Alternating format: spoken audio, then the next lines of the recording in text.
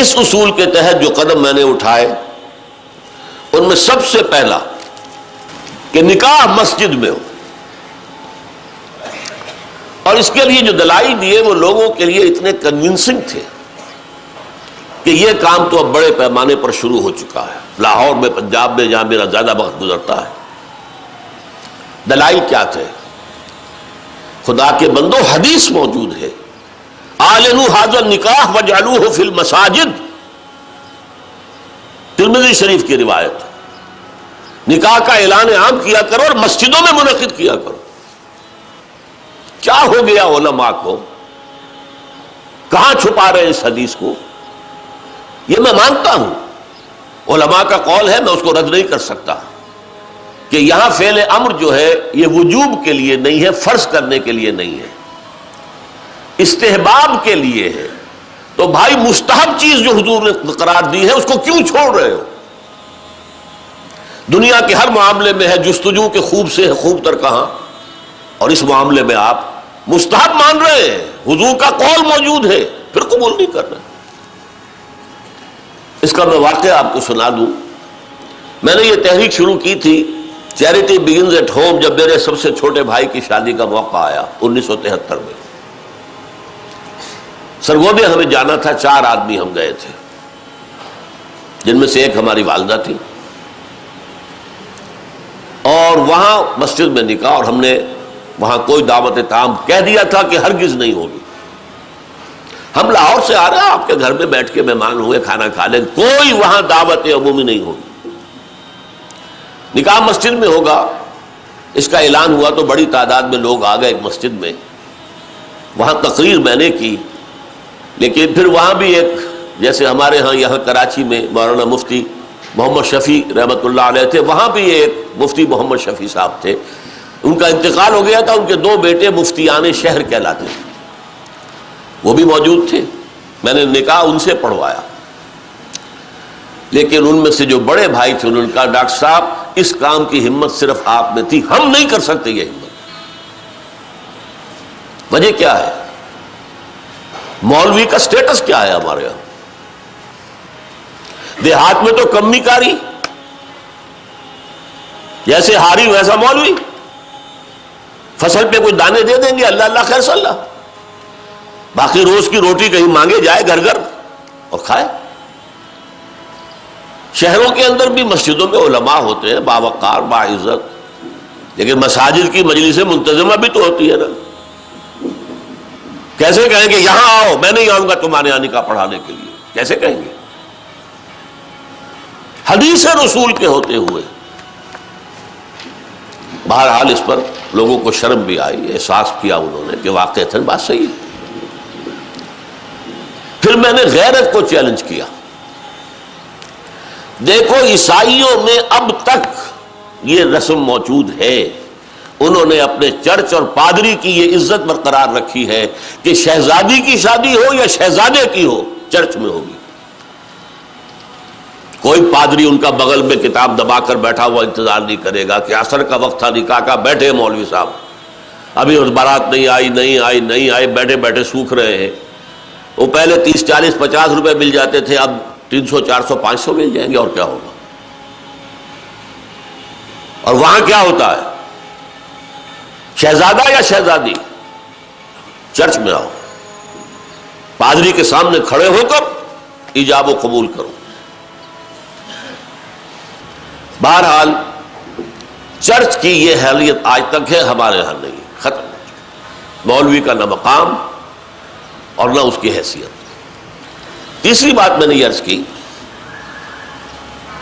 کہ دیکھیے نکاح سے ایک نئے خاندان کا وجود آپ کے معاشرے میں ہوگا، اللہ اولاد دے گا، ایک خاندان وجود میں آئے گا۔ اس خاندان کے لیے دعا کی جاتی ہے، اے اللہ اس نکاح میں دین و دنیا کی سعادت اور برکات عطا فرما۔ وہ دعا کا ماحول ہوتا ہے، آپ نے اعلیٰ ترین سنہری قسم کے شامیانے تان دیے، اور فرش میں آپ نے قالین بچھا دیے، صوفے لگا دیے، لیکن وہاں کیا ہوتا ہے؟ سگریٹیں پی جا رہی ہے، دھواں ہے، کہہ لگ رہے ہیں، غیبتیں ہو رہی ہیں، پھر یہ کہ کوئی بھانڈ آ گئے تو فحش گوئی ہو رہی ہے، اور ایک کونے میں بیٹھا ہوا بیچارہ مولوی کچھ من من من من من من کر کے پڑھتا ہے جیسے کہ صرف دولہا کو سنا رہا ہے کچھ، اور پھر کہتے دعا مانگ لے. تو دعا کیا خاک مانگ لے؟ دعا کا ماحول ہوتا ہے، کوئی اللہ کی طرف توجہ ہو، کوئی رجوع ہو تو دعا مانگی جاتی ہے. لہذا اس دعا کا ماحول بھی جو مسجد میں ہے وہ اور کہیں نہیں. چوتھی چیز یہ بھی غیرت کو جگانے والی ہے. اگر حضور کی بیٹیوں کے نکاح مسجد میں ہوئے تو کون مسلمان ہے جو کہہ سکے میری بیٹی زیادہ باعزت ہے فاطمہ سے رضی اللہ تعالی عنہ؟ میری بیٹی کا نکاح مسجد میں کیسے ہو؟ آخری چیز، اور یہ اصل میں اس ازدواجی رسم کے ضمن میں جو اہم فلسفہ ہے وہ میں بعد میں بیان کروں گا. کس قدر بچت ہو گئی. لڑکی والے کے ہاں آپ جائیں گے، وہ شامیانے لگائے گا، وہ قالین منگائے گا، وہ کرسیاں منگائے گا، وہ صوفے لگائے گا، رات ہے تو قمقمے لگائے گا، بجلی. کتنا خرچہ ہوا. مسجد میں بھی بھائی قالین بھی بچھے ہوئے ہیں، مسجد کے اندر کشادگی ہے، مسجد میں اوپر پنکھے بھی لگے ہوئے ہیں. مسجد میں کرو نکاح اور تمہارا کتنا پیسہ اس میں بچ گیا اس کا تصور کرو. بہرحال یہ تمام دلائل ایسے تھے کہ جس کی بنا پر پہلی بات تو لوگوں نے بڑی آسانی سے مان لی. دوسری بات یہ تھی لڑکی والوں کی طرف سے نکاح کے موقع پر کوئی دعوت نہیں، قطعاً ثابت نہیں. شادی کی دعوت صرف ایک ہے اور وہ ولیمہ ہے، صرف ایک. اور دیکھیے ولیمہ کیوں ہے؟ لڑکا جو ولیمہ دیتا ہے اس لیے کہ اس کا گھر آباد ہوا ہے، اس کے ہاں اصل خوشی ہے. لڑکی والوں کے ہاں خوشی نہیں ہوتی. زیادہ سے زیادہ آپ کہہ سکتے ہیں سائی آف ریلیف کہ ایک ذمہ داری کا بوجھ تھا آج وہ اتر گئی، اللہ کا شکر ہے. بس خوشی ہو سکتی ہے، گھر سے بچی نکل رہی ہے. کوئی جانور بھی 6-7 سال آپ کے ہاں رہ جائے تو آپ کو اس سے کتنا انس ہو جاتا ہے.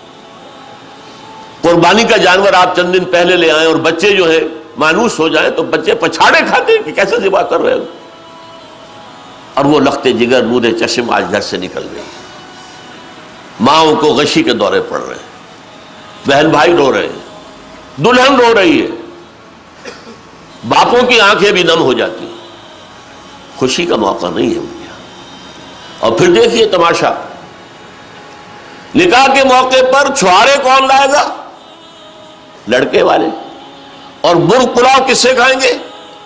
لڑکی والوں سے. تو ذرا عقل کے ناخن لو، جو تمہیں مرغ پلاؤ اور متنجن کھلا سکتا ہے وہ چھوارے نہیں بانٹ سکتا تھا؟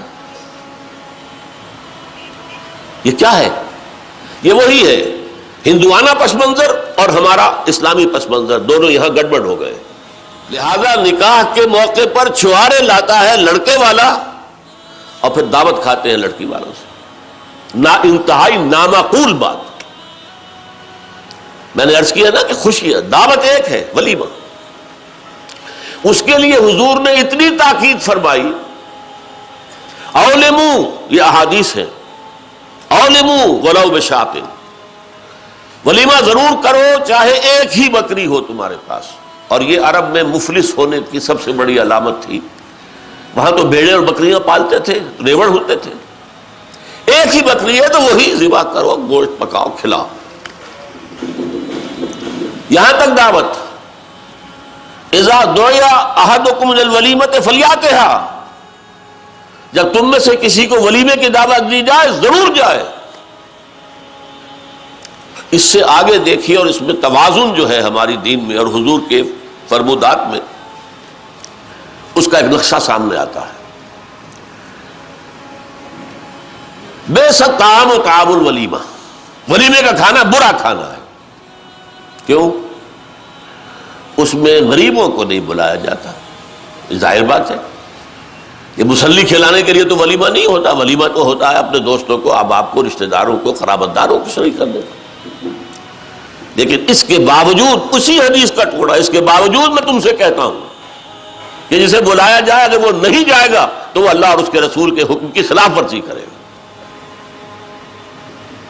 یہ تاکید ہے. اور یہاں تک تاکید ہے اگر تمہارے کسی بھائی نے نکاح کیا ہے اور اس کے پاس کچھ نہیں ہے ولیمے کے لیے، اپنے گھر سے کھانا لے جاؤ اور اس کے ساتھ جا کر بیٹھ کر کھا لو، سیلیبریٹ کرو. سیلیبریٹ کرنے کی ایک سمبل ہے، یہ اس کی ایک علامت ہے. اب آپ سوچئے جس نبی نے دعوت ولیمہ پر اتنی تاکید ہمیں کی ہے، اگر لڑکی والوں کی طرف سے نکاح کے موقع پر دعوت میں بھی کوئی خیر ہوتا تو وہ ہمیں نہ سکھاتے، نہ بتاتے، کیا بخل سے کام لیتے؟ هي الحلقات تحفظني بآيات من القرآن، هي الحلقات تملأني بحب المصطفى العدنان.